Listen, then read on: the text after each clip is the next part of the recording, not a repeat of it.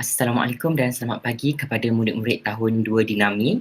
Terlebih dahulu Cikgu Amir ingin menyusun 10 jari meminta maaf kerana tidak dapat menjalankan PDPR secara bersemuka dengan murid-murid pada minggu ini kerana semalam baru Cikgu Amir mendapat makluman bahawa Cikgu Amir terlibat dengan bengkel bersama dengan bahagian pendidikan khas. Jadi pada hari ini Cikgu Amir merakamkan sesi PDPR secara dalam talian, dan hari ini kita akan belajar tentang tajuk sentuhan selamat dan sentuhan tidak selamat. Jadi sekarang Cikgu Amir akan presentkan skrin sebentar ya.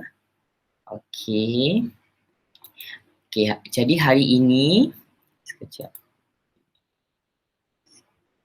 Jadi hari ini kita nak belajar tentang unit dia ataupun tajuk dia adalah jaga diri. Iaitu sentuhan selamat dan sentuhan tidak selamat.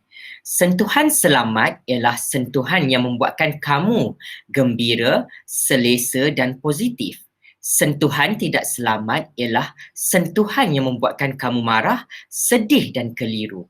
Murid-murid kena ingat ya, sentuhan selamat ialah sentuhan yang membuatkan murid-murid berasa gembira, selesa dan positif. Manakala sentuhan tidak selamat ialah sentuhan yang membuatkan murid-murid berasa marah, sedih dan keliru. Seterusnya kita akan tengok situasi sentuhan tidak selamat. Situasi pertama.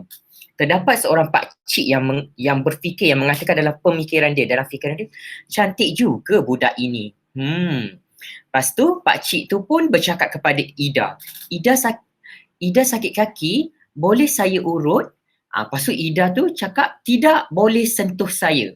Tidak ialah cara untuk kamu menyatakan bahawa kamu tidak suka dengan perlakuan tersebut. Jadi murid-murid boleh menyelamatkan diri dan berkata tidak. Penggunaan perkataan tidak adalah sangat penting bagi mengelakkan sentuhan tidak selamat berlaku kepada murid-murid, iaitu kalau murid-murid tahun ini mengelakkan sentuhan tidak selamat berlaku kepada Imran, Akil, Sofia dan juga Tasnim. Dan kita tengok seterusnya situasi kedua, iaitu ada seorang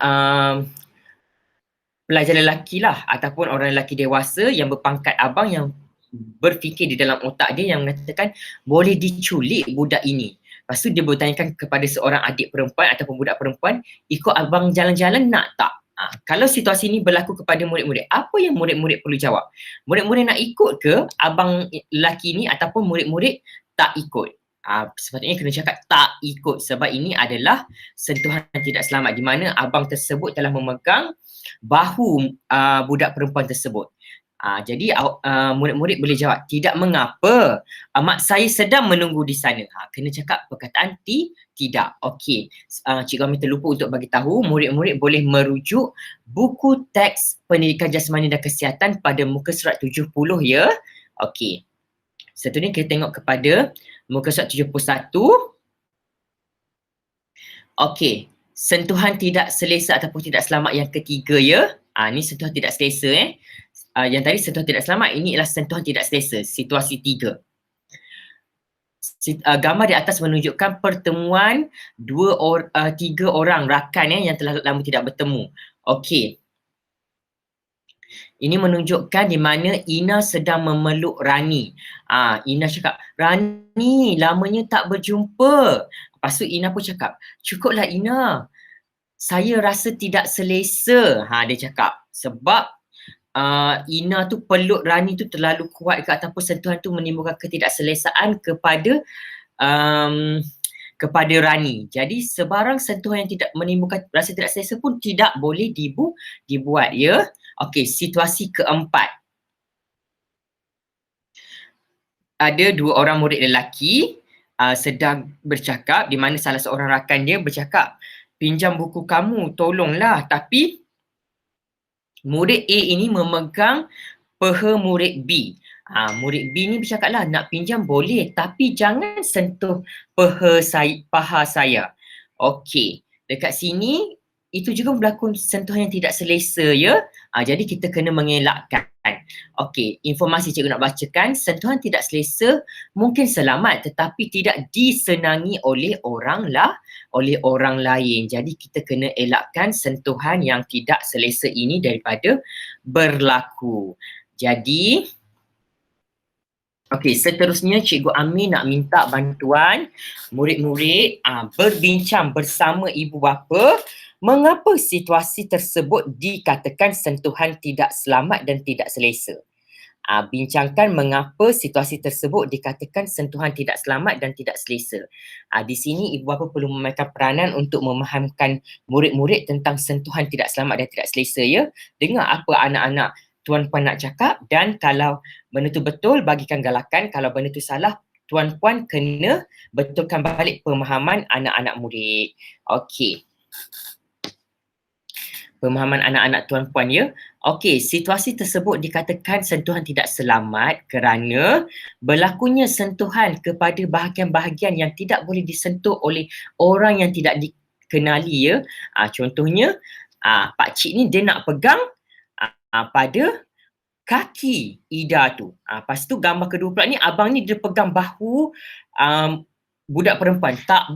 Tak boleh. Yang situasi ketiga ni pula memeluk kawan dengan terlalu erat sampai menimbulkan rasa tidak senang. Dan situasi keempat tu murid A pegang paha murid B. Tak boleh sebab mungkin murid B rasa tak selesa, dia tak selesa. Walaupun kawan tapi memegang pada bahagian yang dirasakan anggota sulit. Okey. Seterusnya cikgu akan menerangkan yang terakhir pada hari ini ialah gejala pedofilia. Gejala pedofilia ni ialah gejala grooming budak-budak kecil. Maknanya orang dewasa ni tertarik kepada budak-budak kecil, dia menyimpan gambar-gambar yang tidak senonoh tentang budak-budak kecil ataupun gambar-gambar budak-budak lah. Dia tertarik kepada budak-budak dan dia mencari mangsa dia untuk melakukan tingkah laku seksual yang tidak sepatutnya kepada kanak-kanak, iaitu awak semua yang masih lagi kecil. Okey.